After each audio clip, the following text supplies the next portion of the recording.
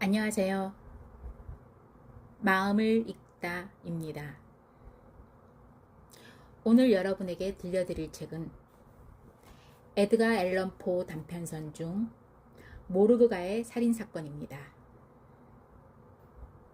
오늘도 저와 함께 편안한 시간 되셨으면 좋겠습니다. 모르그가의 살인사건. 사이렌이 무슨 노래를 불렀으며 아킬레스가 여자들 사이에 몸을 숨길 때 어떤 이름으로 가장했을지는 어려운 질문이다. 하지만 전혀 짐작할 수 없는 것은 아니다. 토마스 브라운경. 정신적인 특징은 분석적이라고들 말하지만 정신 자체는 분석하기가 어렵다. 우리는 단지 그 효과만으로 특징들을 평가할 수 있다. 무엇보다도 우리는 이들 여러 특징을 풍성하게 지니고 있는 사람들한테는 항상 생기 넘치는 즐거움의 근원이 있다는 것을 알고 있다. 강한 사람이 자신의 근육을 움직이는 것을 즐기면서 자신의 육체적 능력을 과시하는 것처럼 분석가는 복잡함을 풀어내는 정신적 활동을 좋아한다. 분석가는 자신의 재능을 활용할 수 있는 것이라면 아무리 작은 일이라도 즐거움을 느낄 수가 있다. 그는 수수께끼나 난제, 상형 문자를 좋아하며 그걸 풀어냄으로써 보통 사람의 이해력을 초월하는 정도의 초자연적인 명석함을 보여주는 것이다. 방법에 있어서 온 정신을 쏟아 만들어진 분석가의 결과들은 사실상 직관으로 가득 차 있음을 보여준다. 해결 능력은 수학적인 연구에서 특히 수학의 가장 높은 한 분야에 의해서 왕성히 나타난다. 이 분야는 부당하게도 이에 역행하는 방법 때문에 해석학이라 불리고 있다. 그러나 본래 계산하는 것과 분석하는 일은 다르다. 예를 들어 체스를 두는 사람은 분석을 하려고 노력 없이 계산을 한다. 정신적인 특징에 미치는 영향면에서 체스 게임은 상당히 잘못 이해되고 있다. 나는 논문을 쓰고 있는 것이 아니라 단지 다소 특별한 설명을 아무렇게나 서문에 쓰고 있는 것이다. 그러므로 체스의 정교하지만 보잘것없는 내용보다는 허식이 없는 체커 게임에 의해 사색하는 지성이 좀 더 결단력 있고 유용하게 작용한다는 것을 단언하고 싶다. 각 기물이 다르고 기묘한 움직임을 갖는 체스에서 다양하고 다른 가치 때문에 단지 복잡한 것이 심오한 것이라고 착각한다. 이런 경우에는 상당한 주의력이 요구된다. 주의력이 잠시라도 흔들리면 제대로 보지 못하고 손실을 입거나 패하게 된다. 가능한 말의 움직임이 다양하고 복잡하므로 그런 실수를 할 확률이 배가 된다. 그렇기 때문에 확실히 총명한 사람보다 집중력이 강한 사람이 10중 8구 이기게 된다. 이와 대조적으로 움직임이 독특하여 변화가 별로 없는 체커에서는 실수를 할 확률이 적고 단순한 주의력이 상대적으로 많이 이용되지 않기 때문에 유리한 쪽은 총명하고 뛰어난 쪽이 얻게 된다. 추상적인 얘기가 되지 않도록 먼저 각 기물이 4개의 왕이 되고 물론 잘못 보는 실수가 없는 체커 게임을 가정해보자. 이 경우 승리는 오직 한 기물의 조심스러운 움직임에 달려있으며 이는 바로 지력을 최고로 발휘한 결과라는 사실은 분명하다. 일반적인 도구가 없으므로 분석가는 자신을 상대방 마음에 던져 동일하게 한다. 유일한 방법은 상대를 실수하도록 유도하거나 서두르게 해서 오판을 유도하는 일은 얼핏 봐도 드물지 않다. 카드놀이의 일종인 휘스트는 특히 소위 계산력에 미치는 영향으로 오랫동안 주목을 받아왔으며 최고급의 지력을 가진 사람들은 체스는 시시하다고 피하는 반면 말도 못할 정도로 휘스트를 좋아하는 것으로 알려져 있다. 확실히 분석력으로 풀어야 하는 게임 중 이만큼 분석력을 필요로 하는 게임은 없다. 기독교 국가에서 제일 체스를 잘 두는 사람이라 하더라도 그저 체스의 명인이라는 데 지나지 않는다. 그렇지만 휘스트에 능통하다는 것은 사람은 정신과 정신이 맞부딪히는 더 중대한 업무에서 성공할 수 있는 능력을 암시하는 것이다. 내가 숙련도를 말할 때 게임에서 완벽하다는 말은 정당한 이익을 획득할 수 있는 모든 근원을 이해한다는 의미하는 것이다. 이들 근원들은 다양할 뿐만 아니라 다양한 형태이며 일반적인 이해력을 가진 사람은 접근할 수 없는 사고의 깊숙한 곳에 놓여 있다. 주의 깊게 관찰한다는 것은 뚜렷하게 기억하는 일이며 이런 면에서 집중적인 체스 게임자는 휘스트를 잘 할 수 있을 것이다. 반면에 호일의 규칙은 충분히 그리고 일반적으로 이해할 수 있다. 결과적으로 좋은 기억력을 갖는 것과 그 규칙대로 진행하는 것은 좋은 게임 운영의 요점으로 간주되는 점이다. 그러나 단순한 규칙의 한계를 넘어선 문제에서 분석가의 기술이 드러난다. 분석가는 조용히 많은 관찰을 하며 유추한다. 아마 그의 동료들도 그렇게 할 것이다. 그러나 얻은 정보의 범위 차이는 추리의 타당성에 달려있기보다는 관찰의 질에 있다. 필요한 지식은 무엇을 관찰할지에 관한 지식이다. 이러한 게임자는 결코 자기를 한정짓지 않는다. 게임이 목적이라고 해서 게임 외적인 일로부터의 추론을 거부하지 않는다. 게임자는 자기 파트너의 얼굴을 살펴보고 다른 상대방들의 얼굴과 하나하나 조심스럽게 비교한다. 각각의 손에 쥐어 있는 카드의 배치를 생각하고 카드 한 장 한 장을 바라보는 카드를 쥐고 있는 사람들의 눈빛을 보며 하나하나 계산한다. 이 사람은 게임이 진행되어 감에 따라 확신과 놀람, 승리, 분함 등 표정의 차이를 통해 생각의 자료를 모으며 얼굴의 모든 변화를 주시한다. 일단 내놓았던 카드를 모으는 방법을 통해 게임 상대편이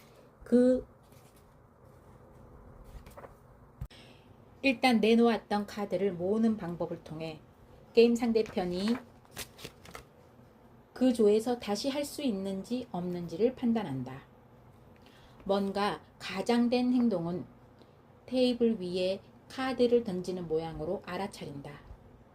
아무렇지 않게 또는 부주의하게 던진 한마디와 그 밖에 카드를 실수로 떨어뜨리거나 뒤집는 일, 그리고 이를 숨기려고 신경을 쓰거나 반대로 태연한 모습, 카드를 세는 솜씨와 이를 배열하는 순서, 당황, 망설임, 열중, 떨림 등 이 모든 것이 한번 보아서 직관력 있는 그의 지각력은 이내 문제의 진상을 파악해버린다. 그리하여 게임이 두세 판 지나고 나면 그는 한 사람 한 사람이 손에 들고 있는 모든 카드를 다 알아버린다. 그리하여 그 다음부터는 다른 게임자들이 모두 카드를 밖으로 내보이고 있는 것이나 마찬가지로 그는 확고한 판단에 따라 자기 카드를 내놓는다. 분석력을 단순히 뛰어난 두뇌와 혼동해서는 안 된다. 왜냐하면 분석가는 필연적으로 머리가 좋지만 머리가 좋은 사람 중에는 두드러지게 분석에 서투른 사람이 흔히 있기 때문이다. 뛰어난 두뇌는 보통 구성력 내지 결합력에 의해서 나타난다. 그렇기 때문에 골상학자들이 이 힘을 선천적인 능력이라고 생각하여 별도의 기관을 이에 배치하고 있지만 이 힘은 다른 면에서 거의 백지에 가까운 지력을 가진 사람들에게서 자주 발견된다. 그리하여 도덕적 분야의 작가들 사이에서 폭넓게 주의를 끌었을 정도였다. 뛰어난 두뇌와 분석적 능력 사이에는 성격적으로 무척 유사하지만 공상과 상상의 차이보다 훨씬 큰 차이점이 존재한다. 실제로 두뇌가 뛰어난 사람이 항상 공상적이며 또한 상상력에 뛰어난 사람은 반드시 분석적이라는 것은 이미 알려진 사실이다. 다음 이야기는 책을 읽는 분들에게 지금까지 이야기한 명제를 설명하는 것처럼 보일 것이다. 1800년대 어느 봄부터 여름까지 파리에 서너 달 머물면서 나는 오기스트 디팡이라는 사람을 알게 되었다. 이 젊은 신사는 대단한 정말로 훌륭한 집안 출신인데 여러 가지 불운이 겹치면서 빈곤해졌고 그 때문에 활력을 잃고 말았다. 이 때문에 사회에 진출하여 활동을 하거나 자신의 재산을 회복하려는 노력도 중단하였다. 채권자들의 호의로 부모가 물려준 재산의 나머지가 아직 조금 있었으므로 그것에서 생기는 수입으로 무섭게 절약을 하며 생활 필수품을 가까스로 구했고 사치품은 엄두도 내지 못했다. 책이 그의 유일한 사치였는데 책은 파리에서 쉽게 구할 수 있었다. 우리는 몽마르트 거리의 외진 도서관에서 처음 만났는데 그곳에서 우연히 귀중한 희귀본을 똑같이 찾고 있었기 때문에 더 친근감을 느꼈다. 우리는 계속 만나게 되었다. 프랑스 사람들이 자기를 말할 때 늘 보여주는 솔직함을 가지고 내게 자세히 들려준 그의 집안 내력에 대해 나는 깊은 흥미를 느꼈다. 나는 또한 그의 방대한 독서에 상당히 놀랐으며 무엇보다도 그의 선명하고도 참신한 상상력과 거친 열정에 의해 내 안에 있는 영혼이 불타오름을 느꼈다. 당시 내가 구하는 것을 파리에서 찾고 있었으므로 이런 사람과 교류한다는 것이 값으로 따질 수 없을 만큼 소중하다고 느꼈고 이런 생각을 그에게 솔직하게 털어놓았다. 그리하여 내가 그 도시에 있는 동안 함께 지내기로 했다. 당시 나의 환경이 그 친구보다는 약간 더 여유가 있어서 세를 내고 가구를 비치하는 비용을 내가 부담하기로 하였는데 우리 둘의 공통적인 기질인 다소 환상적인 우울함에 맞는 가구들을 마련하였다. 집은 포브르 생제르맹 변두리의 황량한 곳에 위치했고 금방이라도 무너져 버릴 것 같은 낡고 음산한 집을 세웠다. 우리가 묻지는 않았지만 어떤 미신 때문에 오랫동안 버려진 집이었다. 이 집에서 우리의 일상이 만약 세상에 알려졌다면 우리는 미친 사람, 해를 끼치지는 않지만 그런 사람 취급을 받았을 것이다. 우리의 은두는 완벽했다. 우리는 방문객을 일절 허락하지 않았다. 실제로 우리가 숨어 있는 위치에 대해서는 예전 친구들에게도 치밀하게 비밀로 해두었다. 그리고 디팡의 경우는 이미 몇 년째 파리에서 사람을 알려지려고도 하지 않았다. 우리는 오직 둘이서만 생활했다. 밤 그 자체를 위해 밤에 매료되는 것이 이 친구의 기벽이었다. 이러한 기벽과 이 친구의 다른 취미 속으로 나도 조용히 빠져들었다. 내 자신을 완전히 표기하고 그의 변덕스러운 행동에 내 자신을 맡겼다. 어둠의 여신이 항상 우리와 함께 할 수 없는 일이었다. 그러나 우리는 그녀를 가짜로 만들어낼 수 있었다. 첫 새벽에 우리는 낡은 집에 성가신 모든 덧문을 닫아버렸다. 그리고는 강한 향이 있는 2개의 촛불을 켰다. 그야말로 희미하고 음산한 빛을 밝히는 촛불이었다. 우리는 그 빛으로 책을 읽고 글을 쓰고 대화를 하며 몽상에 빠지는 가운데 시계가 정말로 어둠이 온 것을 알려줄 때까지 그렇게 하고 있었다. 그 다음에는 팔짱을 끼고 거리로 나가 낮의 이야기를 계속하는가 하면 밤이 이슥할 때까지 먼 곳을 걸어 다녔다. 이렇게 해서 번화한 도해지의 흥분된 불빛과 그늘 사이에서 조용히 관찰할 수 있어 무한한 정신적인 흥분을 느꼈다. 이런 때 나는 디팡의 독특한 분석력을 인정하고 존경하지 않을 수 없었다. 그의 풍부한 상상력으로 보아 그걸 미리 예상하긴 했지만 말이다. 또한 그는 그러한 능력을 보이는 게 상당히 기쁜 것 같았다. 또한 그러한 일에서 생기는 즐거움을 고백하는 것을 주저하지 않았다. 약간 소리 낮게 쿡쿡 웃으며 디팡 자신에게 있어서 대부분의 사람은 대개가 가슴에 창문을 열어놓고 있는 꼴이라고 자랑하였다. 그리고 그럴 때는 항상 내 마음속을 잘 알고 있는 직접적인 증거를 말하며 나를 놀라게 하였다. 이런 경우에 그의 태도는 차갑고 추상적이었다. 눈은 멍한 표정이었다. 평소에는 성량이 풍부한 테너 목소리지만 발음이 침착하고 분명하지 않았더라면 신경질을 부리고 있는 것으로 들릴 정도로 최고음이 된다. 이러한 여러분 기분 속에 있는 글을 보며 이중 영혼이라는 옛날 철학에 관하여 종종 사색에 빠지게 된다.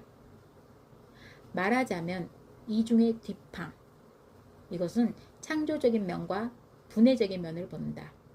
그런 뒷팡을 생각하며 흥미롭게 여기는 것이다. 지금 한 말을 가지고 그 어떤 미스터리를 자세히 설명하거나 로맨스를 쓰고 있다고는 생각하지는 말기 바란다.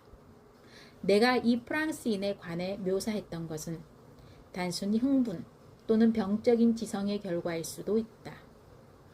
그러나 이런 경우 그가 한 말의 특성에 관해서는 실제로 예를 드는 것이 의미를 가장 잘 전달하게 될 것이다. 어느 날 밤 우리는 팔레 루아이알 근처에 있는 길고 지저분한 거리를 걷고 있었다. 둘 다 생각에 잠겨 있었기 때문에 우리는 적어도 15분 동안 한 글자도 말하지 않았다. 갑자기 뒷팡이 입을 열어 이런 말을 했다. 그 사람은 너무 키가 작은 사람이야. 그건 사실이라고. 바리에테 극장에서나 잘 맞겠지. 확실히 그렇지. 나도 모르게 대답했다. 그리고 처음에 나는 뒷팡이 내 생각을 정확히 알아차린 특별한 방법을 알아차리지 못했다. 곧 정신 차린 뒤에 나는 깜짝 놀랐다. 뒷팡, 나는 진지하게 말했다. 이해할 수가 없네. 나는 주저없이 내가 깜짝 놀랐다고 고백하겠네. 그리고 내 정신을 믿을 수가 없네. 어떻게 내가 생각하는 것을 알아낼 수 있었지? 나는 확실한 뒷팡이 정말로 내가 생각한 사람을 알았는지 확인하기 위해 여기서 잠시 멈추었다. 샹틀리를 말하는 거겠지. 그는 말했다. 왜 멈추는 건가? 자네는 스스로 그 작은 체격의 사람이 비극에는 어울리지 않는다고 말하고 있었는데. 이 말은 정말 정확하게 내 생각의 주체를 이루는 내용이었다. 샹틀리란 본래 생드니가의 구두 선수공이었는데 연극에 미쳐 크레비옹의 비극에서 세르세스의 역할을 맡아 했는데 자신의 노력에도 불구하고 경멸을 당하기만 했었지. 제발 얘기 좀 해줘. 내가 큰 소리로 말했다. 만약 방법이 있다면 내 마음을 이처럼 알아볼 수 있는 방법을 말해주게. 사실 나는 너무 놀라 제대로 표현할 수가 없었다. 과일 장수지. 친구가 대답했다. 과일 장수를 보고 자네는 그 구두 수성공이 세르세스의 비슷한 역을 하기에는 너무 키가 작다는 결론을 내린 거라네. 뒷팡이 말했다. 과일 장수? 날 놀리게 하는군. 난 과일 장수는 아무도 알지 못하는데 말이야. 우리가 이 거리로 접어들었을 때 마주친 사람이야. 한 15분 전쯤의 말일세. 나도 이제 우리가 시 거리를 지나 우리가 지금 서 있는 곳으로 막 통과할 때 머리에 커다란 사과 바구니를 이고 가던 과일 장수를 하마터면 나를 떨어뜨릴 뻔했다. 그런데 이것이 샹틀리와는 어떤 관계가 있었다는 것인지 도저히 이해할 수가 없었다. 뒷팡은 조금이라도 허풍을 떨 사람은 아니었다. 설명을 해주지. 그가 말했다. 자네가 분명히 이해할 수도 있도록 내가 자네한테 말을 걸었던 순간부터 그 과일 장수와 충돌했을 때까지 자네 생각의 경로를 따라가 보게나. 큰 고리의 연결은 이렇게 연결되는 거야. 샹틸리, 오리온 성좌, 니콜라스 박사, 에피쿠로스, 스테레오토미, 거리의 포석, 과일 장수. 인생의 어떤 기간에 자신의 특별한 마음의 결론에 도달한 과정을 거슬러 올라가 보는 것을 재미없다고 생각하는 사람은 아마 없을 것이다. 이런 일이란 정말 흥미진진하고 처음 해보는 사람은 분명 출발점과 도착점 사이의 엄청난 거리와 볼일치에 놀랄 것이다. 그렇다면 그 친구가 지금 한 말을 들었을 때, 그리고 디팡이란 말을 인정하지 않을 수 없었을 때 내가 얼마나 놀랬겠는가. 그는 말을 계속했다. 만약 내가 맞게 기억하고 있다면 시거리를 떠나기 바로 전에 우리는 말에 관해 이야기를 하고 있었지. 그것이 우리가 나눈 마지막 화제거리였어. 이 거리로 건너올 때 머리에 큰 바구니를 이고 있던 과일 장수가 빠르게 우리를 스치고 지나가다가 보수 중인 보도에 쌓여있던 돌더미로 자네를 밀어붙였지. 자네는 거기 있던 헐거운 돌조각을 받고서 미끄러져 약간 발목을 삐게 되었고 몹시 화가 나고 언짢은 듯 보였어.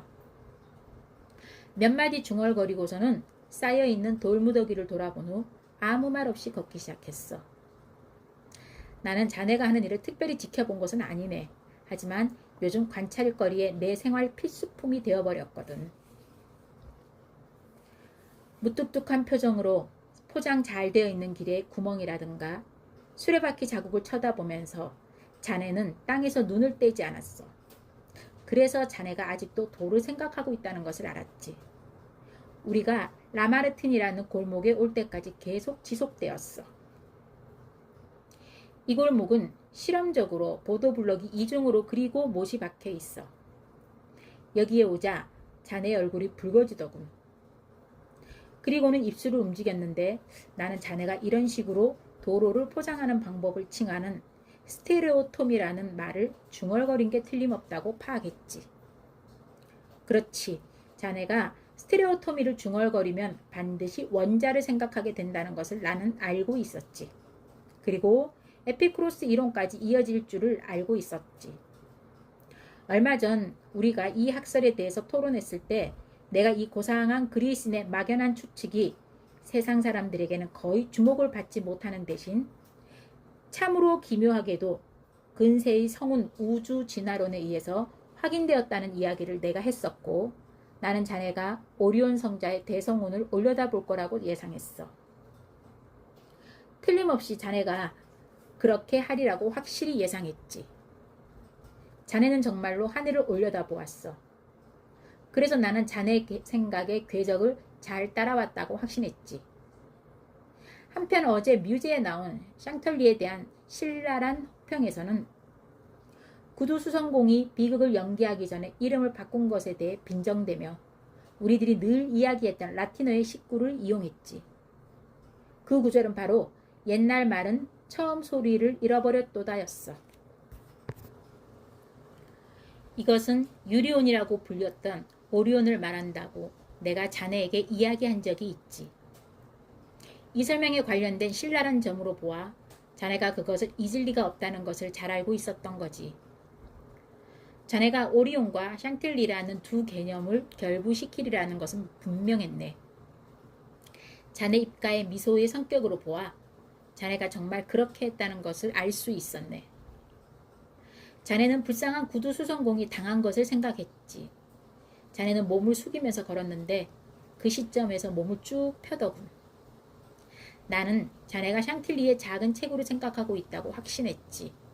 그래서 자네의 침묵을 깨며 그 샹틀리는 그 친구는 매우 작은 사람이니까 바리 에테에나 더 맞을 거라고 말한 거야.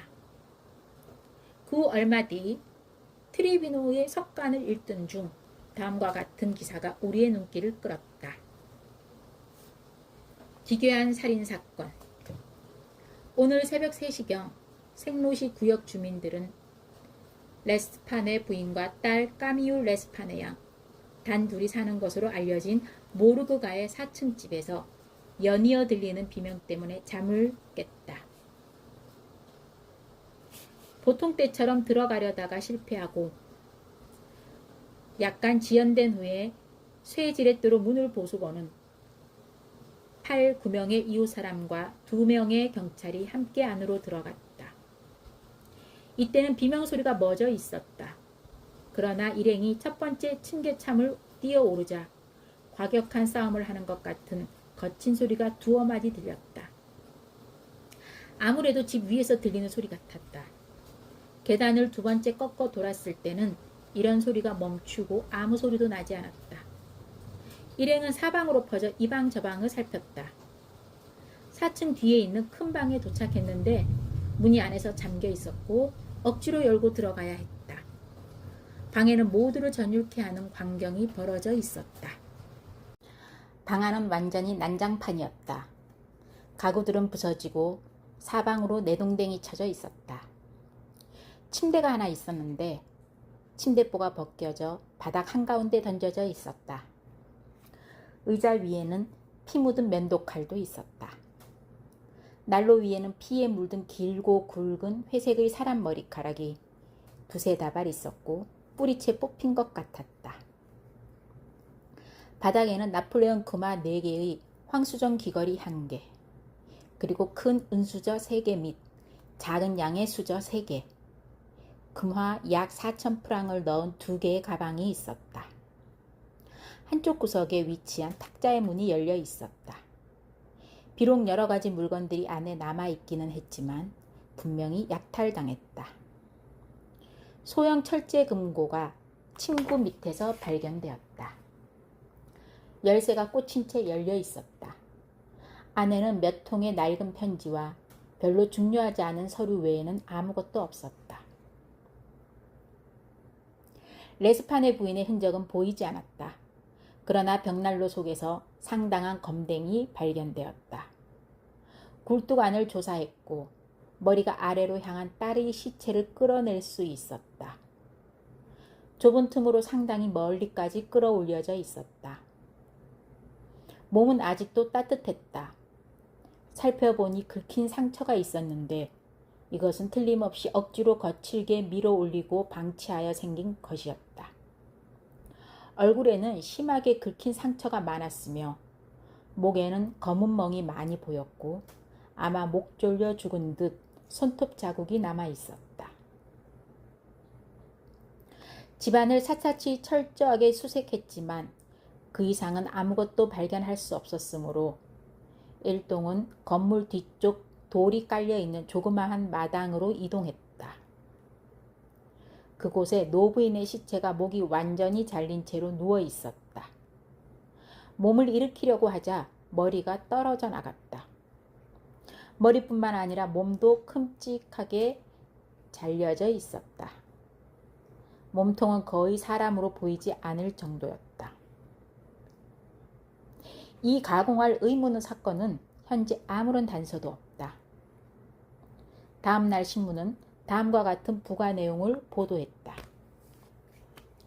모르그가의 참극, 기괴하기 그지없고 가공할 이 사건이 이와 관련하여 많은 사람들이 조사를 받았다. 그러나 이 사건에 빛을 비춰줄 만한 것은 아직 아무것도 나타나지 않았다. 지금까지 이루어진 증언을 알려드린다.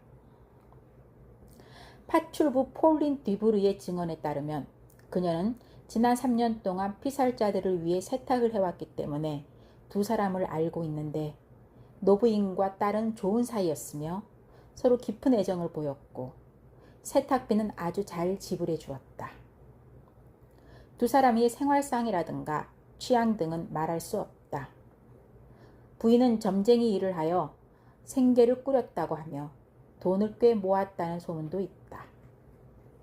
세탁물을 가지러 가거나 가지고 갔을 때 그 집에서 다른 사람을 만난 적은 한 번도 없다. 분명히 고용된 하인은 한 사람도 없었으며 이 건물 외에 4층을 제외하고는 어느 곳에서도 가구가 없는 것 같았다. 담배 장수 피에르 모로의 증언에 의하면 그는 4년에 걸쳐 에스파네 부인에게 약간의 담배와 코담배를 팔았다. 그는 근처에서 태어났으며 계속 거기에 거주해 왔다. 부인과 딸은 시체가 발견된 그 집에서 6년 이상 살아왔다. 이전에는 보석상이 살고 있었으며 위에 있는 방들은 여러 개의 새를 주었다. 집은 레스판의 부인의 소유였다. 그녀는 세입자들이 집을 함부로 사용하는 것이 마음에 들지 않아 직접 이곳으로 이사 왔으며 어떤 방도 임대하지 않기로 했다. 노부인은 어린애 같은 성격이었다. 증인은 6년 동안 딸을 대여섯 번 본 적 있다. 둘은 극도로 남의 눈을 피해 살았는데 돈이 많다는 소문이 있었다. 이웃 사람들 중에는 노부인이 점을 친다는 얘기를 들은 사람도 있었지만 믿지 않았다. 노부인과 딸 외에 짐꾼이 한두 번, 의사가 8에서 10회 정도 출입한 것을 제외하고 아무도 들어가는 것을 보지 못했다. 다른 사람들도 이웃들도 비슷하게 증언했다. 집에 자주 출입하는 사람은 한 사람도 없었고 레스판의 부인과 딸의 친척 중 생존한 사람은 있는지도 알려지지 않았다. 앞쪽 창문이 열린 적은 거의 없었다. 뒤쪽 창 역시 4층의 커다란 뒷방을 제외하고는 항상 닫혀 있었다. 건물은 좋은 집이었으며 별로 낡지도 않았다. 이시도르 미세 경관에 의하면 그는 이렇게 증언하였다. 그는 아침 3시에 신고가 들어와 그 집으로 갔으며 문 쪽에 약 20-30명이 들어가려고 애쓰고 있는 것을 보았다고 한다. 결국 쇠질의 때가 아닌 총검으로 그 문을 간신히 열었다. 두 쪽으로 된 문은 양쪽으로 열리게 되어 있었고 접히는 문이어서 여는데 별로 힘이 들지는 않았다. 위아래 다 빗장이 걸려있지 않았다. 비명은 문이 열릴 때까지 계속되다가 갑자기 멈췄다. 소리는 어떤 엄청난 고통을 당하는 그 어떤 사람의 비명 같았으며 짧고 순간적인 것이 아니라 크고 길게 이어졌다. 증인이 앞장서서 2층으로 올라갔다. 계단을 첫 번째로 꺾었을 때 분노하여 싸우는 커다란 두 가지 목소리가 들렸다. 하나는 거친 목소리였으며 또 하나는 날카로운 아주 이상한 목소리였다. 거친 음성의 목소리가 몇 마디 들렸다. 그것은 프랑스인의 말이었으며 여자의 음성은 아니었다. 샤크레, 빌어먹으리라는 말과 디아블, 제기랄이라는 말을 들은 그 말은 알아들을 수가 있었다. 날카로운 음성은 외국인의 목소리였다. 남자의 목소리인지 여자의 목소리인지 확실히 알 수 없었다. 뭐라고 했는지 알 수는 없지만 스페인어라고 생각된다. 방의 상태와 몸의 상태는 어제 본지에 보도된 바 있다. 이웃에 사는 은세공사 앙리 뒤발은 자신도 집으로 들어간 첫 일행 중 한 사람이었다고 증언했다. 대체로 미제의 증언을 확증하고 있었다. 그들은 집 안으로 밀고 들어서자마자 늦은 밤인데도 불구하고 몰려든 사람들이 안에 들어오지 못하도록 다시 문을 닫았다. 날카로운 목소리에 대해서 이 증인은 이탈리아인의 목소리라고 생각한다. 프랑스인인지 아닌 것은 확실하다. 남자의 음성이었다는 것은 장담할 수가 없다. 여자 목소리였을 수도 있다. 이탈리아어를 알지 못하지만 억양으로 이탈리아인이라고 확신한다. 부인과 딸을 알고 있으며 두 사람과 자주 이야기를 나누었다. 날카로운 목소리는 두 피살자 목소리가 아닌 것을 확신한다. 레스토랑 주인 오덴하이머, 이 증인은 증언을 작성했다.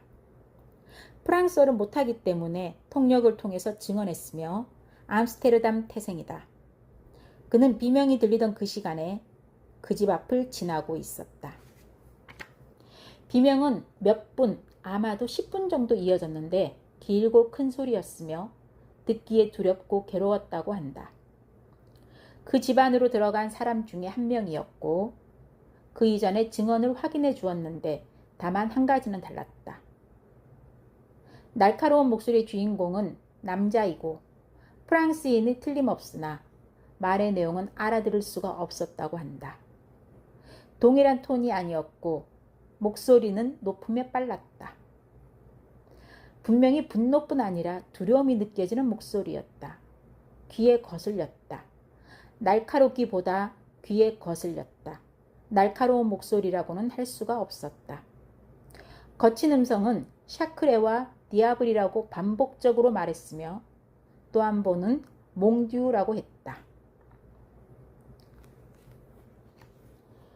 쥘르 미뇨, 드롤레인가의 미뇨 부자은 행장인 그는 레스파네 부인이 약간의 재산을 가지고 있었다고 했다.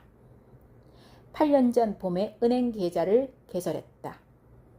그리고는 약간씩 자주 예금을 했으며 그녀가 직접 4,000프랑의 돈을 인출해 가던 죽기 3일 전까지 돈을 찾은 일은 거의 없었다.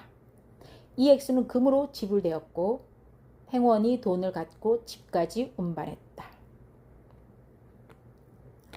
미뇨 부자은행의 행원 아돌프 르 봉의 증언에 의하면 사건이 있던 날 정오쯤 그가 두 자루에 담은 4,000프랑을 가지고 그녀의 집까지 동행했다.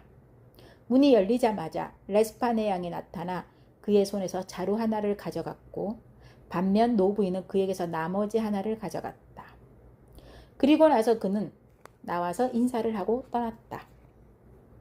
당시 거리에는 아무도 보이지 않았다. 매우 쓸쓸한 뒷골목이었다. 재단사인 윌리엄 버드는 그 집에 들어갔던 사람 중 한 명이라고 증언했다. 영국인이며 파리에 산 지 2년이 되었는데 처음 계단을 오른 사람들 중 한 명이다. 싸우는 소리를 들었다. 거친 목소리는 프랑스인의 음성이었다. 몇 마디는 알아들었지만 다 기억할 수는 없다. 분명히 샤크레와 몽듀라는 소리를 들었다. 그때 몇 사람이 몸싸움을 하는 것 같은 소리를 들었다. 마찰음과 격투하는 소리가 났다. 날카로운 소리는 무척 커서 거친 소리보다 더 컸다. 영국인의 목소리는 아니었던 것이 확실하다. 독일인의 목소리 같아 보였다. 여자의 목소리였을 수도 있다. 독일어를 알아듣지는 못한다. 위에 언급된 4명의 소환된 증인들은 레스파네 양의 시신이 발견된 방의 문이 내부에서 잠겨 있었다고 했다. 신음이나 어떠한 잡음도 들리지 않았고 완벽한 침묵 상태였다. 문을 강제로 열고 들어갔을 때 아무도 보이지 않았다. 앞과 뒷방의 창문들은 모두 내려져 있었고 안에서부터 굳게 잠겨져 있었다. 두 방 사이에 문은 닫혀 있었지만 잠겨 있지는 않았다. 바깥방에서 복도로 통하는 문은 잠겨져 있었고 열쇠가 안쪽에 있었다. 집의 정면에 있는 4층 복도의 막다른 곳에 있는 작은 방의 문은 조금 열려 있었다. 이 방은 낡은 침대들과 상자 같은 물건들로 가득 차 있었다. 이 물건들은 조심스럽게 치워져 조사되었다. 그리고 집안에서 주의 깊게 조사되지 않은 부분은 거의 없었다. 굴뚝 청소기가 굴뚝 위아래로 오르내렸다. 건물은 망사드르, 즉 다락방이 있는 4층 건물이었다. 지붕에 붙은 뚜껑문은 단단히 못이 박혀 있었고 여러 해 동안 열린 일이 없는 것 같았다. 싸우는 소리가 들렸을 때 문을 부수고 들어갔을 때 사이에 경관 시간에 대해서는 증인들의 진술이 다양했다. 어떤 사람들은 3분밖에 안 되었다고 했으며 또 다른 사람들은 5분이 걸렸다고 했다. 문은 어렵게 열렸다. 장의사 알폰조 가르시오의 증언에 의하면 그는 모르그가에 살고 있으며 스페인 태생으로서 집 안으로 들어간 사람 중 한 명이다. 계단을 올라가지는 않았다. 예민해서 사태의 결과에 대해 알고 있었다. 싸우는 소리를 들었는데 거친 소리는 프랑스인 목소리였다. 말하는 것을 구분할 수는 없었다. 날카로운 쪽은 영국인의 목소리였다. 이것은 확실하다. 영어는 이해하지 못하지만 억양으로 판단한 것이다. 죄가업자 알베르토 몽타니의 증언에 의하면 그는 처음엔 계단을 올라간 사람 중 한 명이었다. 문제의 목소리들을 들었는데 거친 목소리는 프랑스인 목소리였다. 몇 단어는 구분할 수 있었다. 그는 다 이루고 있는 것처럼 보였다. 날카로운 목소리의 단어는 구분할 수 없었다. 빠르고 고저가 있게 말했으며 러시아인의 목소리라고 생각한다. 전반적인 증언을 확증한다. 본인은 이탈리아인이며 러시아인과 이야기를 해본 적은 없다. 소환된 몇몇 증인들은 4층에 있는 모든 방의 굴뚝은 좁아서 사람이 통할 수 없었다고 증언했다.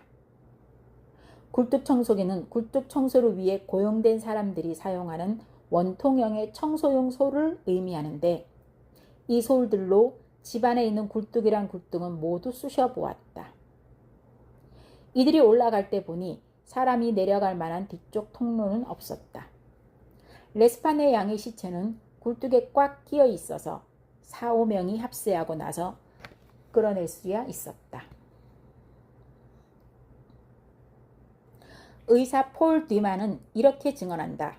그는 새벽 무렵에 시체를 감시하기 위해 불려 나왔다.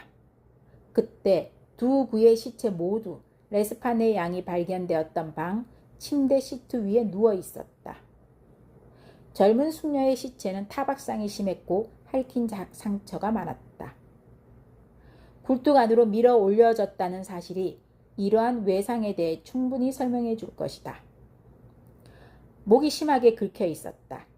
턱바로 밑에 몇 개의 핥힌 상처가 깊게 나 있었으며 또한 낯빛깔의 반점이 한 줄로 늘어서 있는데 손가락으로 누른 흔적이 분명하다. 얼굴은 끔찍하게 변색되어 있었다. 안구가 돌출되어 있었고 혀의 일부는 물려서 손상되어 있었다. 명치에 있는 커다란 타박상은 분명히 무릎으로 눌려서 생긴 것이다. 디마시의 소견에 의하면 레스파네 양은 알려지지 않은 한 사람 또는 여러 사람에 의해 목 졸려 숨졌다. 어머니의 시체는 끔찍하게 절단되어 있었다. 오른쪽 다리와 팔이 모든 뼈가 다소 부서졌고 왼쪽의 모든 늑골뿐만 아니라 왼쪽 경골이 심하게 부러져 있었다. 온몸이 상처를 입어 변색되었다. 이러한 상처가 어떻게 가해졌는지 말하기는 불가능하다. 무거운 나무 곤봉 또는 넓은 쇠막대나 어떤 크고 육중한 무기가 매우 힘이 센 남자의 손에 의해 사용이 된다면 이런 결과를 낳았을 것이다. 어떤 무기를 사용하든 여성이 이런 가격을 할 수는 없었을 것이다. 증인들이 보았을 때 시신의 머리가 완전히 몸에서 분리되었고 또한 심하게 부서져 있었다. 목은 분명히 무엇인가 매우 예리한 도구로 잘려져 있었다. 외과 의사 알렉산드로 에티엔느는 시체를 검시하기 위해 디마시와 함께 불려 나왔다. 그는 디마시의 증언 및 소견을 뒷받침해 주었다. 다른 여러 사람들이 조사를 받았지만 중요한 점은 더 이상 아무것도 나오지 않았다. 모든 특징 면에서 이렇게 수수께끼에 쌓이고 당혹스러운 살인은 파리에서 이전에 결코 일어난 일이 없었다. 경찰은 완전히 어찌할 바를 모르고 있었다. 이런 종류의 사건에서 흔치 않은 경우이다. 그러나 아직 분명한 단서가 잡힐 기미도 없다. 그 신문의 석가는 생로슈구의 극도의 흥분 상태가 아직 계속되고 있다고 기술했으며 그 집은 조심스럽게 재조사되고 있고 증인들에 의해 재조사가 시작되었지만 모두 소득 없이 끝이 났다. 그러나 기사는 이미 세부적으로 언급된 사실 이외에도 아돌프 르봉이 죄가 있다고 할 만한 점이 아무것도 없음에도 체포되었고 수감 중이라고 보도했다. 디팡은 이 사건의 진전에 대해서 이상할 정도로 흥미를 느끼고 있는 것 같았다. 적어도 그의 태도를 보아 그렇게 판단했다. 왜냐하면 그는 이 사건에 대해 아무런 말도 하지 않았기 때문이다. 르봉이 수감되었다는 발표가 있은 후에야 비로소 그는 나에게 이 살인사건에 대한 견해를 물었다. 나는 단지 이 살인사건을 해결 불가능한 미스터리라고 생각하는 모든 파리 시민의 의견에 동의할 수밖에 없었다. 나는 살인범을 추적할 방법이 없다고 보았다. 우리는 이런 얄팍한 조사에 의한 방법으로 판단해서는 안 되지 라고 디팡이 말했다. 파리의 경찰이 명석함으로 칭찬을 받지만 그저 약삭빠르기만 하지 그 이상은 아니네. 그들의 조사 절차에 임기응변 이상의 방법은 없어. 경찰들은 다양한 방법들을 사용하지만 종종 이런 방법들은 제한된 목적에 잘못 적용이 되어서 주루맹 선생이 나에게 음악을 잘 듣기 위해 실내복을 가져오라고 했던 말이 생각이 날 지경이네. 그들이 도달한 결과에는 간혹 놀라운 것도 있지. 그러나 대부분의 경우 이러한 결과는 단순한 근면성과 활동을 통해 생겨나는 것일 뿐이라고.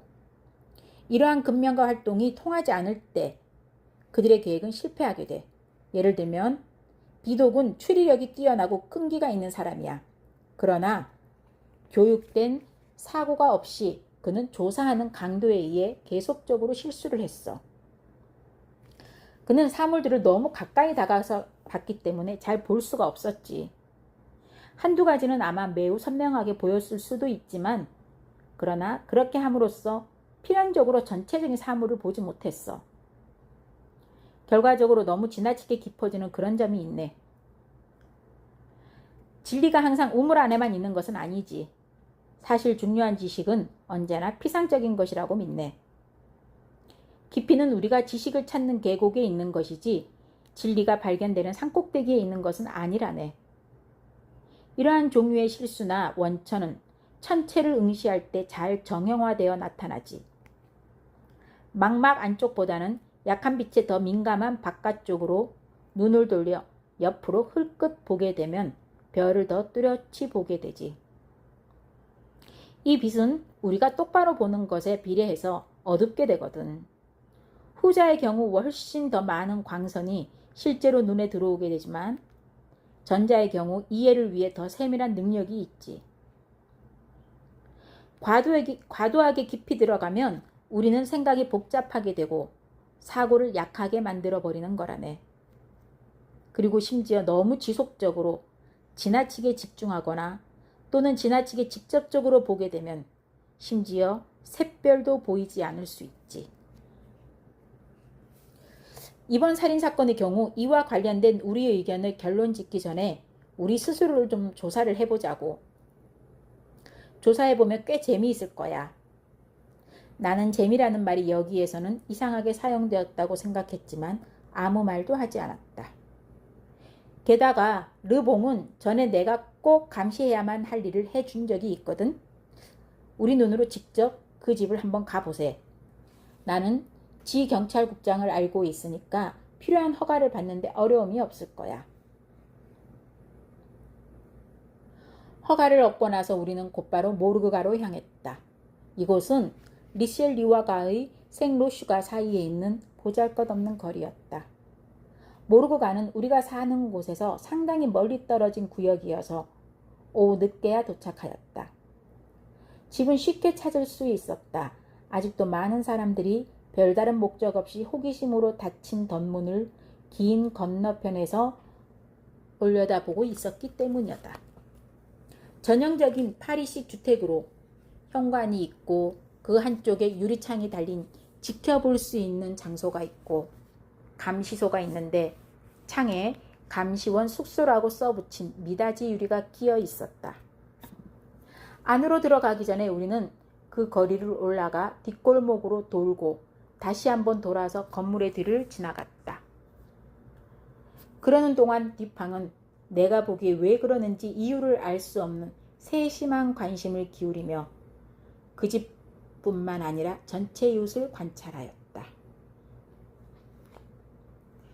우리는 왔던 길을 뒤돌아가며 다시 한번 그 집 앞으로 와서 벨을 울리고 허가증을 보여주면서 책임자에게 출입 허가를 받았다.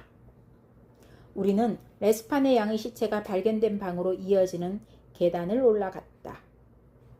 그곳에는 아직 시체가 두고 누워있다. 방 안의 혼란스러운 상태는 원래 그대로였다. 나로서는 트리비노지에 보도된 것 이상의 사실을 볼 수 없었다. 뒷팡은 세밀히 조사를 진행하였고 희생자들의 사체도 예외는 아니었다. 우리는 그러고 나서 다른 방과 마당으로 갔다. 경관 한 명이 계속 우리와 동행했다. 조사는 계속되었고 우리는 어두워진 후에야 집을 떠났다. 집으로 돌아오는 길에 내 친구는 어떤 신문사에 잠시 들렀다. 내 친구의 변덕은 여러 가지라고 내가 말한 바 있다. 이 표현에 딱 맞는 영어 표현은 없다. 지금 그의 유머는 살인이라는 주제에 관해 모든 대화를 줄이고 있다가 다음날 정오가 되어서야 말을 꺼내는 것이다. 그리고 나서는 갑자기 그 잔혹한 장면에서 어떤 특별한 것을 내가 관찰했는지를 물었다. 뒷팡이 특별한이라는 말을 강조하는 그의 방식에서 무엇인가가 있었는데 그것이 이유는 모르겠지만 나를 떨리게 만들었다. 아니, 아무 특별한 것도 보지 못했어. 적어도 우리 둘 다 신문에서 읽었던 것 이상으로 본 것은 없었네 라고 내가 말했다. 내가 걱정하는 점은 그 신문이 이 사건의 기이한 공포성을 알아차리지 못하는 것 같네 라고 그가 대답했다. 하지만 그 신문에 쓸데없는 견해 따위는 무시해버리게나. 내가 보기에는 쉬운 해결 방법일 수도 있기 때문에 이 미스터리가 풀릴 수 없는 것처럼 생각하는 것 같군. 내 말은 사건이 겉으로 본 특징 때문에 그렇단 말일세. 경찰은 그럴듯한 동기의 부재로 인해 혼란스러워하고 있네. 살인사건 그 자체가 아닌 살인의 잔혹성에 대한 동기가 없어서 말일세. 경찰들은 또한 다투는 것으로 들렸던 소리와 위층에서 살해된 레스판의 양 이외에는 아무것도 발견되지 않았던 점, 올라오는 사람들에게 들키지 않고 도망칠 수 있는 방법이 없었다는 점 등을 상식적으로 연관시킬 수 없다는 점에 대해 무척 당황하고 있지. 거칠게 어지러진 방, 머리가 밑으로 향한 채 굴뚝 위로 끌려오던 시체, 노부인의 절단된 시신, 이러한 사실과 앞서 말한 일들, 그리고 내가 언급할 필요 없는 다른 사실들이 탁월한 파리 경찰의 유능함을 곤경에 빠지게 하여 그들의 힘을 마비시켜버렸어. 그들은 특별한 것과 난해한 것으로 혼동하는 크고 또 흔한 실수에 빠져버리지. 그러나 이런 일상적인 면에서 떨어져야만 이성이 진실을 찾아갈 수 있는 거야.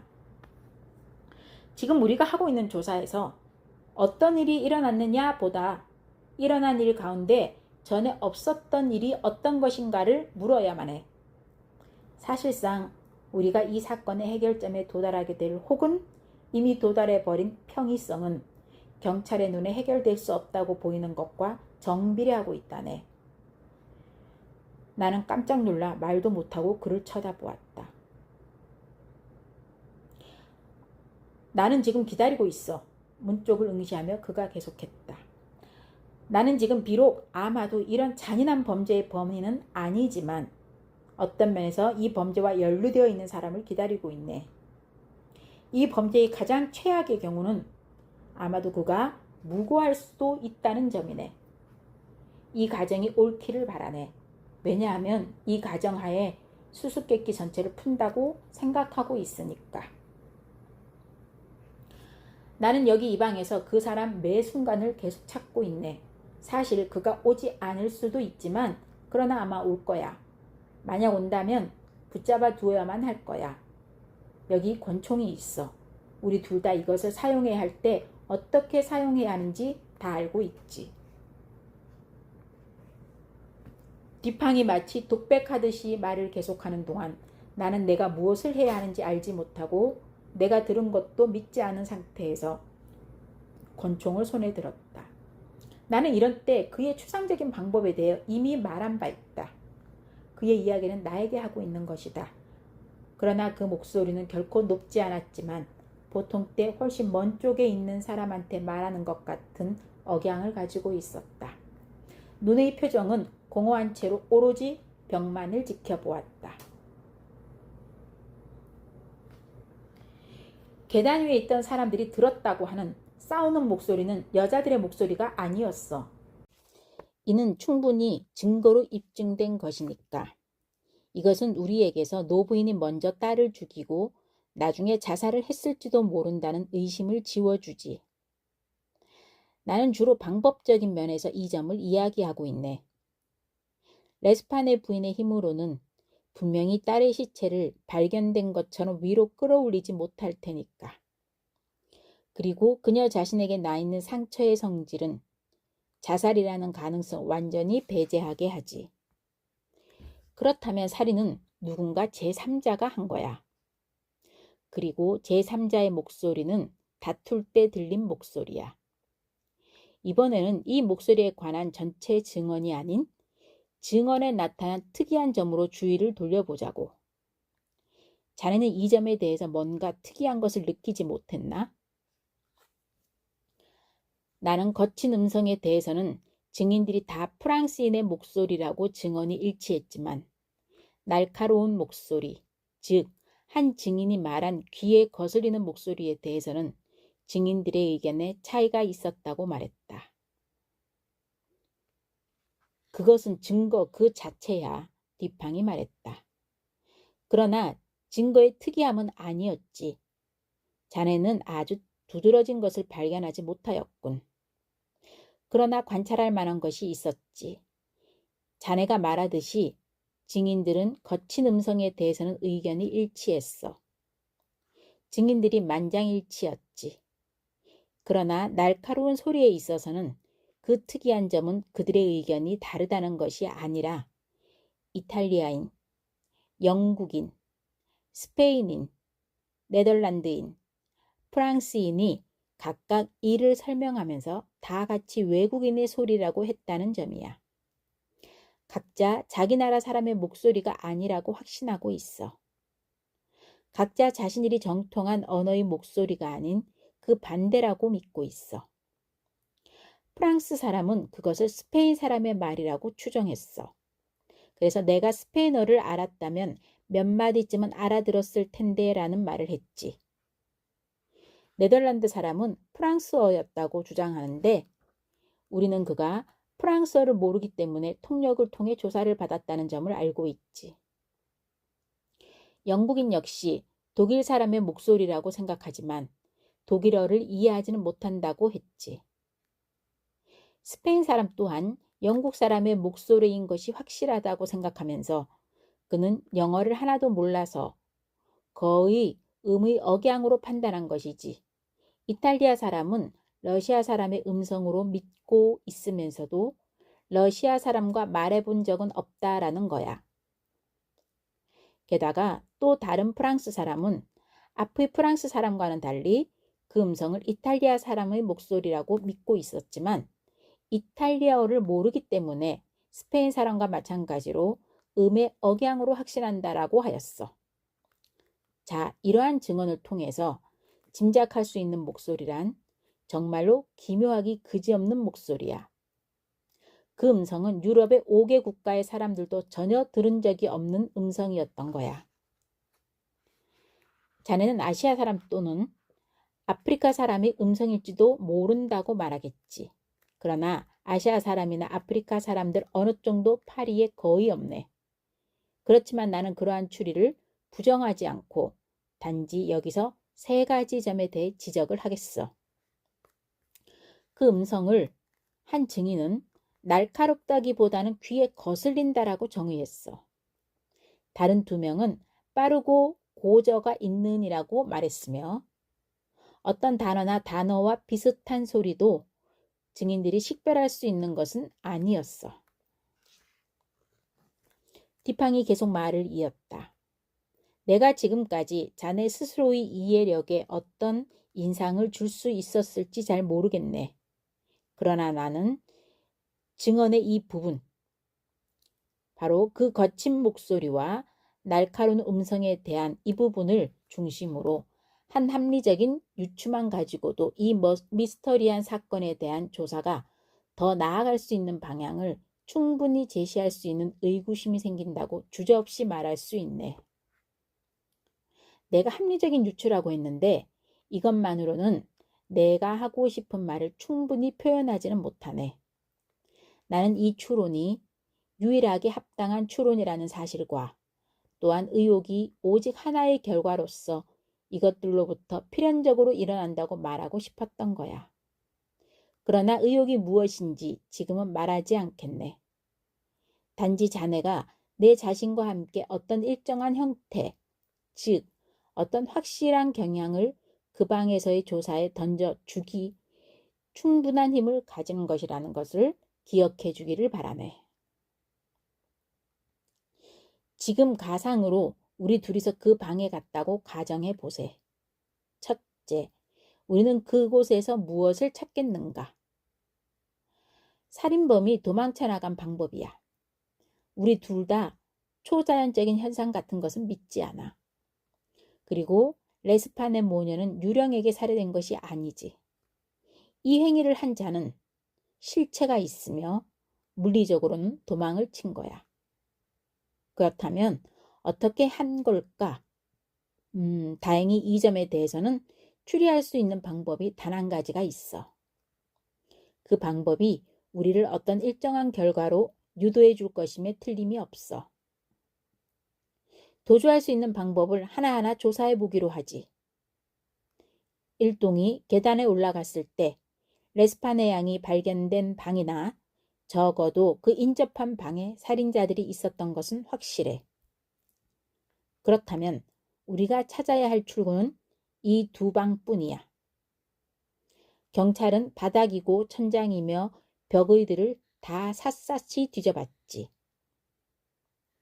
이들의 눈을 벗어날 수 있는 비밀 출구는 없었을 거야. 그러나 나는 그들의 눈을 믿지 않고 내 자신의 눈으로 조사를 해봤어. 그러자 비밀의 문 같은 것은 없었어. 방에서 복도로 나가는 문은 둘 다 단단히 잠겨 있어. 이번에는 굴뚝으로 가보지. 이것은 난로 위에 보통 넓이로 8, 9피트쯤 되는 높이였으므로 이곳으로 고양이라도 큰 놈은 통과할 수가 없어. 따라서 그와 같은 방법으로 도망칠 수 없는 게 확실하므로 이제 남아있는 것은 창문뿐이지. 정면 쪽에 위치한 방의 창문을 통해서는 그 누구라도 거리에 있는 군중에게 들키지 않고 도주할 수는 없어. 그렇다면 범인은 뒤쪽 방 창문을 통해서 나갔음에 틀림이 없어. 우리가 정확한 추리를 통해서 얻어낸 결론이므로 얼핏 보기에 불가능하다는 이유 하나만으로 받아들이지 않는다는 것은 우리와 같이 추리하는 사람들의 우리로 부분은 아니라네. 겉으로 보기에 불가능한 것이 사실은 그렇지 않음을 증명하는 일이 우리에게 남겨져 있을 뿐이야. 그 방에는 창문이 2개가 있네. 그중 하나는 가구로 가려지지 않아서 전체가 보이지. 또 다른 창문의 낮은 부분은 창 가까이 붙은 침대의 머리 때문에 가려져 보이지가 않네. 처음에 말한 창문은 안으로 견고하게 잠겨 있었어. 그 창을 사람들이 들어 올리려고 안간힘을 쓰는데도 꼼짝도 하지 않았어. 그리고 창틀 왼쪽에 커다란 송곳 구멍이 뚫려 있었고 그 안에 무척 굵은 못이 거의 머리까지 박혀 있었네. 또 하나의 창을 조사해 보니 비슷한 못이 비슷하게 박혀 있는 것이 보였지. 그래서 이 창문을 안간힘을 써 올리려고 했지만 역시 되지가 않았어. 그 때문에 경찰은 이쪽 방향으로 나갔을 리가 없다고 완전히 단정지어 버린 거야. 그러므로 못을 뺀 다음 문을 열어보는 일은 쓸데없는 짓이라고 생각해 버린 거지.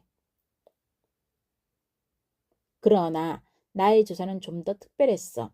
그것은 방금 말한 이유 때문에 바로 그것인데, 즉 겉으로 보기에 불가능하게 보이는 모든 것이 실제로는 그렇게 않다는 것이 입증되어야만 한다는 것을 알고 있었기 때문이야. 나는 기납적으로 추리해갔지. 살인자들은 이들 창문 중 하나가 열려있다는 걸 알고 도망친 것이 분명해. 그렇다면 창문이 처음에 발견되었을 때처럼 그들이 안쪽에서부터 그렇게 닫을 수는 없었을 거야. 이런 분명한 점을 통해 이러한 생각이 경찰로 하여금 이 영역에 대한 수사를 중단시키게 만든 거야. 그러나 문은 닫혀 있었어. 그렇다면 이 창문은 스스로를 다치게 하는 힘을 가지고 있는 것이 틀림이 없어. 이 결론은 분명한 것이네. 나는 전체가 다 보이는 창으로 가서 힘들여 못을 뽑고 난 다음에 창문을 올리려고 해봤어. 예상대로 나의 모든 노력에도 열리지는 않았지. 지금 알게 되었지만 숨겨진 스프링이 틀림이 있는 거야. 또한 이런 내 생각의 확증으로 나는 못에 대한 나의 전제가 적어도 옳았다는 것을 확신했지만 못을 둘러싼 환경에 대한 의구심은 여전히 의문이었지. 면밀한 조사로 숨겨놓은 스프링을 곧 발견할 수 있었네. 나는 그것을 눌러보고는 발견에 만족하면서 창문 올리는 것은 그만두었지. 이번에는 못을 바꾸고 신중하게 살펴봤어. 이 창문으로 나간 사람은 창문을 다시 닫았을지도 몰라. 그리고 스프링은 걸렸겠지. 그러나 못을 전처럼 박아 놓을 수가 없었던 거야. 결론은 명백했고 다시 한번 내 조사 범위가 좁아진 거야. 살인자는 다른 창문으로 도망친 게 확실했어. 각 창틀의 스프링이 똑같다고 가정하면 양쪽 못에는 적어도 못이 고정된 방법에 차이가 있어야 되는 거야. 나는 침대 매트리스로 올라가 침대 머리를 가린 판 너머로 두 번째 창문을 면밀하게 조사해봤지. 판 뒤로 손을 밀어보자 이내 스프링을 발견하고는 놀랐지. 예상대로 그것은 옆의 창문의 것과 특징 면에서 동일한 것이었지. 그 다음에는 못을 보았어. 이것 또한 다른 것과 마찬가지로 단단했으며 겉으로 보기에 동일한 방식으로 거의 머리까지 박혀 있었어. 자네는 내가 당황했을 거라고 말하겠지. 그러나 자네가 그렇게 생각한다면 기납적 추리의 성질에 대해 이해하지 못하고 있다는 얘기일세. 사냥 용어를 빌리자면 나는 단 한 번도 사냥감 냄새를 놓친 적이 없다네. 추리 사슬의 어떤 연결고리에도 결함은 없었지. 나는 이 비밀을 최종적인 결과까지 추적했어. 바로 결론은 못에 있었지. 그것은 실제로 다른 창문에 있는 것과 똑같은 모양이었지. 그러나 이 사실도 결정적으로 보일지 모르지만 여기서 단서가 끝났다고 하는 때와 비교한다면 아무것도 아니네. 못에 무엇인가 잘못된 것이 있음에 틀림없어 라고 말하며 나는 그것을 만져보았네. 그러자 못의 머리에서 4분의 1인치쯤이 내 손에 툭 떨어지더라고. 못의 나머지는 구멍 안에서 부러져 있었지. 오래전에 부러졌던 모양이야. 왜냐하면 끝이 온통 녹슬어 있었으니까. 분명히 망치로 때려서 그렇게 되었던 것인데 망치로 박을 때 못의 머리 부분이 아래의 창틀 바닥의 윗부분에 조금 박혔던 거야. 이번에는 못의 머리 부분을 다시 원래 자리에 조심스럽게 대어 보았지. 그러자 그야말로 완전한 못으로 보이더군. 부러진 곳이 보이지 않았어. 스프링을 누르고 창틀을 몇 인치 정도 올려봤지. 못의 머리가 구멍에 딱 박힌 채 함께 올라갔어. 문을 닫자 다시 완전한 한 개의 못처럼 보이는 것을 알 수 있었어. 여기까지. 수수께끼는 이제 풀린 거야. 범인은 침대 위에 있는 창문으로 도망친 거야. 그가 나가자 창문은 저절로 떨어져 스프링에 의해 꽉 잠겨버린 거야. 못 때문에 잠긴 것으로 경찰이 착각하게 된 것은 바로 이 스프링이었어. 더 이상의 조사가 불필요하다고 생각하게 된 거지. 다음 문제는 내려가는 방법이야. 이 점에 대해서는 자네하고 건물 주위를 둘러보았을 때 충족되었어. 문제의 그 창문에서 약 5.5피트 정도 떨어진 곳에 피뢰침이 하나 있었거든.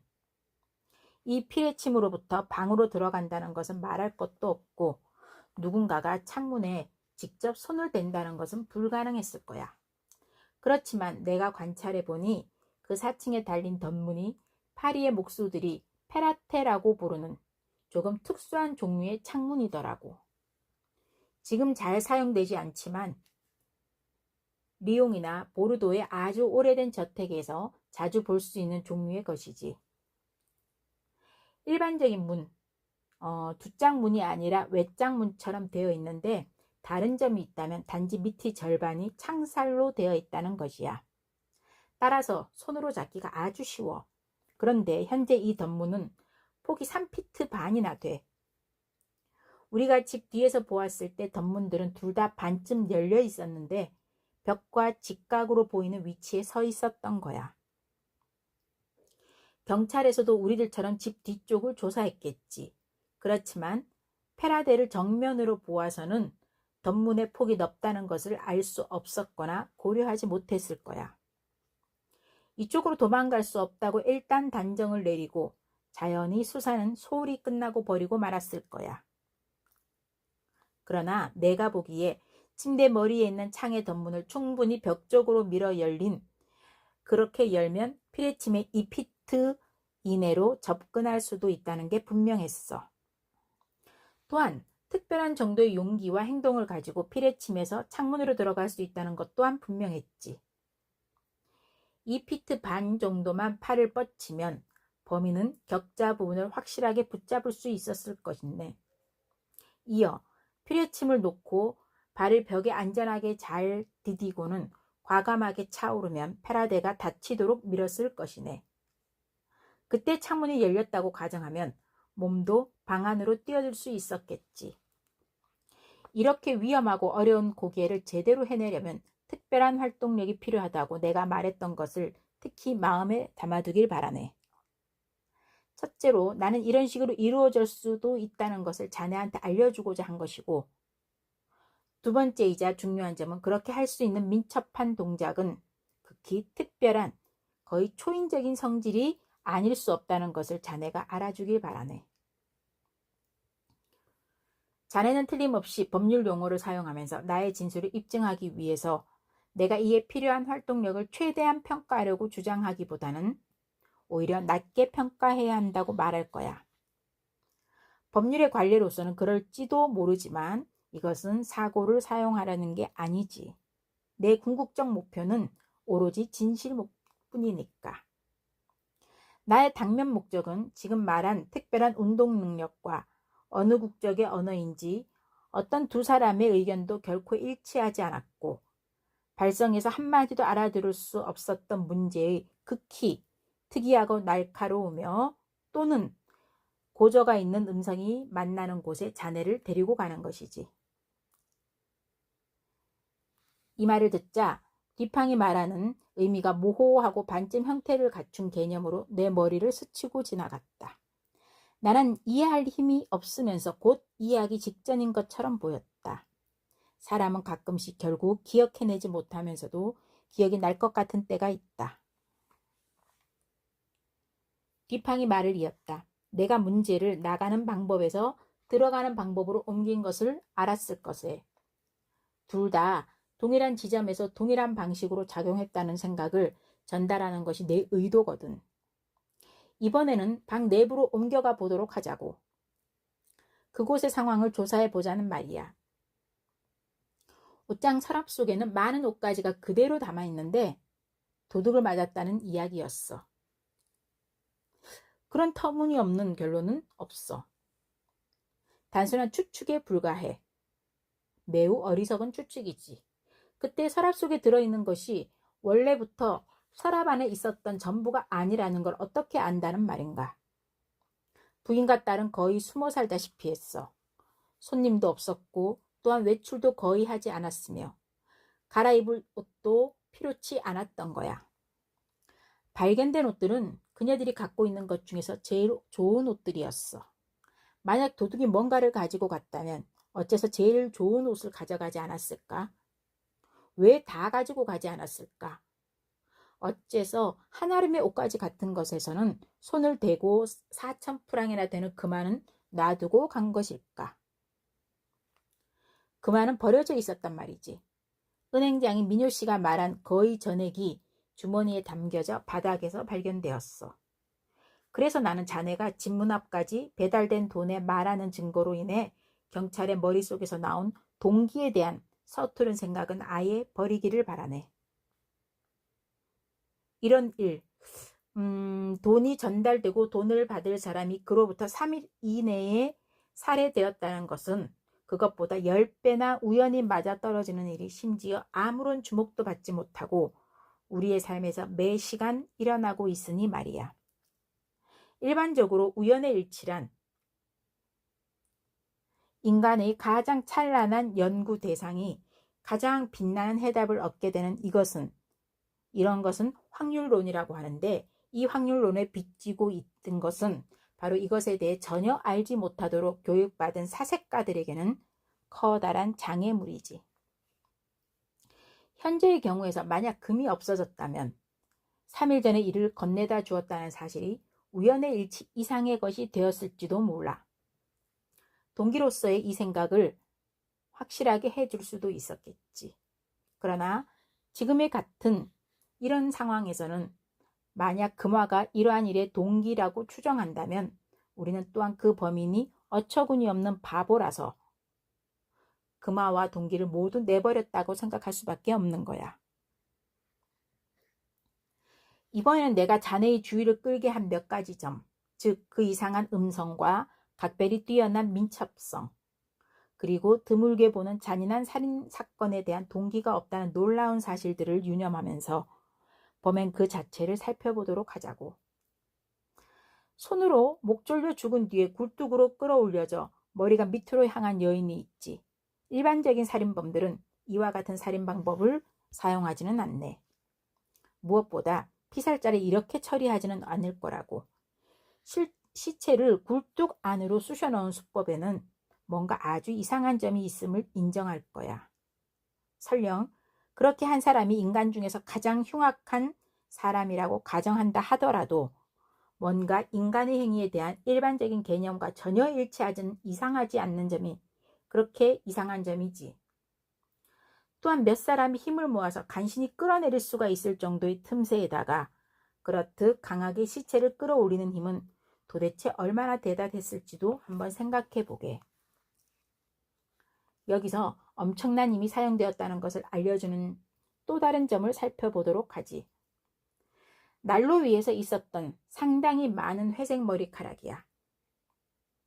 매우 많은 머리카락이었지. 그런데 이 머리카락은 뿌리째 뽑혀 있었어. 자네도 심지어 20, 30개의 머리카락을 한꺼번에 뽑는데 필요한 힘이 얼마나 큰지 알 거야. 나뿐 아니라 자네도 그 머리카락을 본 거야. 그 뿌리에는 머리 가죽에 살점이 붙어 있었어. 대단히 끔찍했지. 단번에 50만 개의 머리카락을 뽑아냈다는 것은 엄청난 힘이야. 노부인의 목은 단순히 잘린 것이 아니라 머리가 몸에서 완전히 떨어져 나갔지. 도구는 단순한 면도칼이었고 말이야. 자네가 이런 행위에 나타난 야만적인 잔인성을 또한 눈여겨보기 바라네. 부인의 몸에 나 있는 타박상에 대해서는 말을 하지 않겠네. 디마 씨와 조수인 엔티엔느 씨는 그것이 둔기에 의한 것이라고 했지. 여기까지는 이 사람들의 말이 매우 정확해. 둔한 형태의 도구란 말할 것도 없이 마당에 깔린 돌이었거든. 피해자는 침대 위에 있는 창문으로 그쪽에서 떨어진 거야. 이 생각은 지금에 와서 보면 무척 단순한 것 같지만 덧문의 폭을 알아차리지 못한 것과 똑같은 이유로 경찰들은 알지 못했던 거야. 왜냐하면 모창문에 창문이 열려졌을 가능성에 대해서는 생각이 닫혀 있었던 거지. 이제 자네가 이런 것들뿐만 아니라 적절히 그 방 안의 무질서에 대해 생각해 본다면 우리는 놀라운 민첩성, 초인적인 힘, 야만적인 잔인성, 동기가 없는 살해, 완전히 인간과는 거리가 먼 무섭고 끔찍한 행위, 많은 국가의 사람들에게 이국적인 음성과 분명히 이해할 수 있는 의미 전혀 없는 목소리 등 이상과 같은 여러 가지 관념을 결부시켜야 하는 데서 이런 입장까지 온 거야. 그렇다면 과연 어떠한 결과가 생길까? 자네의 상상에 어떤 인상을 주었을까? 디팡이 이렇게 물었을 때 내 몸에 소름이 돋는 것이 느껴졌다. 미친 사람의 소행이 없군. 인근 정신병원에서 도망친 발작적인 미치광이가 아니었을까? 하고 내가 말했다. 어떤 점에서는 자네의 생각이 전혀 틀린 것은 아니야. 하고 뒷방이 대답했다. 그렇지만 정신병자의 음성은 가장 발작이 심한 때에도 계단에서 들린 그런 이상한 소리와는 결코 일치하지가 않아. 정신병자들도 나라가 있을 것이고 자기 나라 언어가 있어서 아무리 단어에 논리가 많지 않더라도 음절이 이어지겠지. 게다가 미친 사람의 머리카락이 지금 내 손에 쥐고 있는 이런 것일 수는 없는 거지.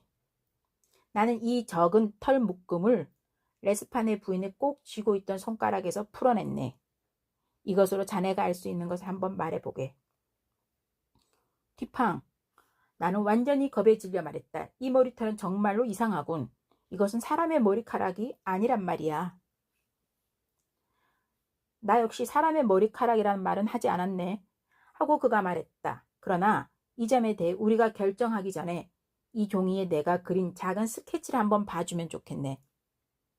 레스판의 양목에 난 거무스름한 상처와 깊은 손톱의 흔적이 이라는 부분과 다른 부분에서는 분명히 손가락의 흔적인 일련의 검푸른 반점이라고 묘사한 것의 실물 모사라고. 자네도 알겠지만 내 친구는 테이블 위에 그 종이를 펼치면서 계속 말했다. 이 그림을 보면 확실하고 고정되게 붙잡았음을 알 수가 있지. 겉으로 봐선 미끄러짐이 없어. 각각의 손가락이 유지되고 있고 아마도 희생자가 죽을 때까지 그대로 있었어. 원래 파고들었던 대로 무서운 힘으로 쥐고 있었던 거지. 여기에서 자네가 보는 각각의 흔적에 동시에 자네 손가락을 대보게나. 내가 시도해 보았지만 헛수고였다. 이것으로는 우리가 제대로 된 실험을 했다고 할 수 없을지도 모르지. 뒷방이 말했다. 이 종이는 평면으로 펼쳐져 있어. 그렇지만 사람의 목은 원통형이야. 여기에 둘레가 사람 목 정도의 몽둥이가 있으니 이 그림을 이곳에 감아가지고 다시 한번 해보도록.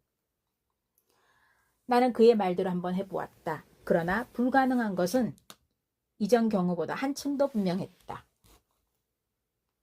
이것은 사람 손자국이 아니야. 하고 내가 말했다. 자, 그럼 이번에는 하고 뒷방이 말했다. 퀴비의 다음 설명을 한번 읽어보게. 그것은 동인도 제도에 사는 황갈색의 큰 오랑우탄에 대한 해부학적 그리고 일반적인 상세한 묘사를 적어놓은 글이었다. 동물의 엄청난 신장이라든가 대단한 팔의 힘 및 활동력을 비롯해서 흉폭한 잔인성과 모방성 등은 이미 사람들에게 널리 알려진 바 있었다. 나는 그 살인이 처참했던 이유를 단번에 깨달을 수 있었다. 손가락에 대한 설명이 읽고 난 다음에 내가 말했다. 이 그림과 정확히 일치하는군. 여기 적혀있는 종류의 오랑우탄이 아니면 자네가 그린 것과 같은 흔적을 남길 수 있는 동물은 없다고 보네. 그리고 이 황갈색의 털들도 퀴비에 나오는 야수의 털과 똑같은 성질의 것이네. 그러나 나로서는 이 끔찍한 미스터리의 자세한 내용을 도저히 이해할 수가 없구만. 게다가 서로 싸우는 목소리가 둘이었는데 그중 하나는 확실히 프랑스인의 목소리였자는가. 맞아. 그리고 자네는 그 음성에 대한 증언에서 거의 일치한 말, 즉 몽듀, 아이구라고 한 말을 기억하겠지. 이러한 상황에서 이 단어가 증인 중에 한 사람, 제가 없잖아 몽타니에 의해 꾸짖거나 또는 타이르는 말이라고 정의되었지. 그래서 나는 수수께끼를 완전히 풀 수 있는 나의 희망을 이 두 단어에 쏟았지. 즉 프랑스인 한 사람이 이 살인을 알고 있었던 거야. 그가 유혈 사건에 전혀 참여하지 않았고 무죄일 가능성이 있고, 아니 가능성 그 이상이지. 오랑우탄은 그에게서 도망쳤을 수도 있어. 그는 그 방에까지 쫓아갔다는 것도 모르지. 그러나 이어서 소란이 일어나는 상황에서 결국 붙잡을 수는 없었을 거야. 아직도 도중 중이라고. 나는 이러한 추측을 더 이상 하지 않을 거야. 왜냐하면 추측 이상이라고 할 만한 권리가 내겐 없으니까. 그리고 이러한 바탕이 되는 생각의 그림자가 나의 지력으로 이해할 수 있을 만큼 깊지 못하며 다른 사람이 이해하도록 할 수 없기 때문이야. 우리는 이를 추측이라고 부르고 추측으로서 말을 할 거야. 만약 우리가 말하는 그 프랑스 사람이 내 짐작대로 범행에 실제로 관계가 없다면 어젯밤 돌아오는 길에 내가 르몽드 신문사에 의뢰했던 이 광고를 보고 그 사나이는 반드시 집으로 올 거야. 그는 나에게 한 장의 신문을 넘겨주었다. 내가 읽은 내용이다. 포획했음. 보르네오 종류의 매우 큰 황갈색 오랑우탄 한 마리. 이른 아침 살인사건이 있었던 날 아침 브로뉴 숲에서 암갈색 보르네오 중에 큰 오랑우탄 한 마리가 잡혔음. 그 사람이 선원이고 몰타 섬 선박의 승무원이라는 것을 어떻게 알 수 있었지? 내가 물었다. 나도 잘 모르겠네. 디팡이 말했다. 나도 확신할 수가 없어. 그렇지만 여기에 리본 조각이 있고 그 모양이나 기름이 떼어 있는 점을 보아 분명히 선원들이 좋아하는 긴 변발을 묶는 데 사용된 거야. 더구나 매듭으로 보아서 뱃사람이 아니라고서는 절대로 묶지 못하는 것이며 또한 몰타 사람의 특유의 것이거든. 나는 이 리본을 피레침 밑에서 주었어. 두 피살자의 것일 리는 없고 그런데 이 리본으로부터 그 프랑스 사람이 몰타 선박회사의 승무원이라고 가정한 내 추리가 틀렸다고 하더라도 광고에 내가 그렇게 쓴 것에는 문제가 없어. 만약 틀렸다고 해도 내가 어떤 사정으로 해서 잘못 생각했다고 여길 뿐. 그 상황에 대해 조사하지는 않을 거야. 그러나 만약 내가 옳다면 큰 이득을 얻을 수 있지. 그 프랑스 사람은 살인과 관계는 없지만 그것을 알고 있으므로 당연히 광고에 반응하여 오랑우탄을 요구하기는 주저할 거야. 그는 이렇게 논리를 세우겠지. 나는 무고하고 나는 가난해. 내 오랑우탄은 상당한 값어치가 있지. 나 같은 상황에서는 큰 재산 그 자체이지. 위험하다는 부질없는 생각 때문에 왜 내가 오랑우탄을 잃어야 하는가? 오랑우탄은 여기 내가 닿을 수 있는 곳에 있다. 범행 장소에서 멀리 떨어진 볼로뉴 숲에서 발견되었는데 이 짐승이 그런 짓을 했다고 의심을 받겠는가? 경찰은 전혀 알지 못하고 있어. 아직 아무런 단서도 확보하지 못한 거야. 그 짐승을 추적한다 해도 내가 그 살인사건을 알고 있다는 것을 입증하는 것은 불가능해. 비록 안다고 해도 나를 유죄로 몰아넣지는 못할 거야. 더구나 나에 대해서는 모르고 있지. 그 광고를 낸 사람은 나를 그 짐승의 소유자라고 지정했어. 그가 어디까지 알게 될지 확신할 수는 없는 일이야. 내 소유로 알려진 이렇게 값나가는 물건을 가지러 가지 않는다면 적어도 오랑우탄이 혐의를 받기 쉽게 만들 거야. 나 또한 오랑우탄 둘 중에 하나가 관심을 끄는 것은 내가 원하는 바가 아니지. 광고에 답변을 하고 오랑우탄을 데려와서 이 문제가 조용해질 때까지 숨겨두어야지. 나는 아까 읽던 광고의 뒷부분을 마저 읽어보았다. 몰타 선박의 선원으로 추정되는 소유자는 자기 소유라는 것을 만족스럽게 증명하고 또한 오랑우탄을 포획하고 돌보는 데 소요된 약간의 비용을 내는 즉시 그 동물을 찾아갈 수 있음. 포보르 생제르맹 교회 땡땡가 땡땡번지로 찾아오시오. 그 순간 우리는 계단을 올라오는 발소리를 들었다. 자네는 권총을 갖고 준비하게. 디팡이 말했다. 그러나 내가 신호할 때까지 권총을 사용하거나 보여서는 안 되네. 집의 현관문은 열려 있었고 방문자는 배를 울리지 않고 들어왔다. 그리고 계단으로 몇 발자국 올라왔다. 그러나 그곳에서 망설이는 눈치였다. 곧 그 사람이 내려가는 소리가 들리기 시작했다. 디팡이 급히 문 쪽으로 다가섰지만 그때 재차 올라오는 소리가 들렸다. 두 번째는 돌아가지 않고 결심을 한 듯 올라와서는 우리 방의 문을 3개 두드렸다. 들어오세요 하고 디팡이 경쾌하고도 다정한 말투로 말했다. 한 사나이가 들어왔다. 분명히 뱃사람이었다. 키가 크고 다부진 근육질의 사나이로서 약간 공격적인 표정이었지만 아주 매력이 없는 얼굴도 아니었다. 얼굴에 햇볕이 몹시 그을린 자국이 있었으며 절반 이상이 콧수염과 턱수염에 가려져 있었다. 커다란 떡갈나무 방망이를 휴대는 하고 있었지만 그 외에 소지한 무기는 없는 것 같았다. 그는 어색하게 머리를 숙이고는 프랑스 말투로 안녕하세요라고 인사했다. 그의 프랑스 말에는 약간 노르망디 지역 방언이 있기는 했지만 그런대로 파리 태생이라는 것을 보여주기에 충분했다.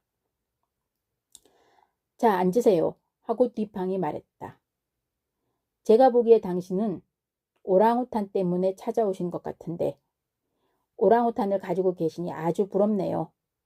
정말로 훌륭한 놈이니 분명히 값비쌀 게 틀림없어요. 그런데 오랑우탄 나이가 얼마나 되었다고 생각하시나요?